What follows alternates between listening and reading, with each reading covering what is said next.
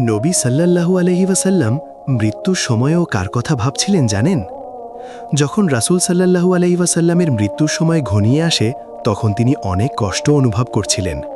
তখন তিনি বলছিলেন, লা ইলাহা ইল্লাল্লাহ, নিশ্চয়ই মৃত্যুর সময় অনেক কষ্ট আছে।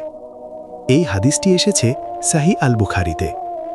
মৃত্যুর আগে ফেরেশতা আজরাইল রাসূল সাল্লাল্লাহু আলাইহি ওয়াসাল্লামের কাছে এসে অনুমতি চান।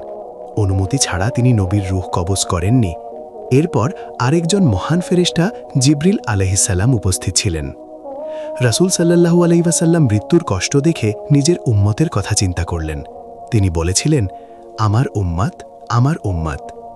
তখন ফেরেশতা জিবরিল আলাইহিসসালাম বললেন, হে আল্লাহর রাসূল, আল্লাহ আপনাকে আপনার উম্মত সম্পর্কে সন্তুষ্ট করবেন।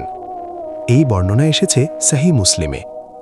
শেষ মুহূর্তে রাসূল সাল্লাল্লাহু আলাইহি ওয়াসাল্লাম বলেছিলেন, আর রফিকুল আলা, অর্থাৎ আমি সর্বোচ্চ সঙ্গী, আল্লাহর সান্নিধ্য চাই। এরপর তিনি ইন্তেকাল করেন।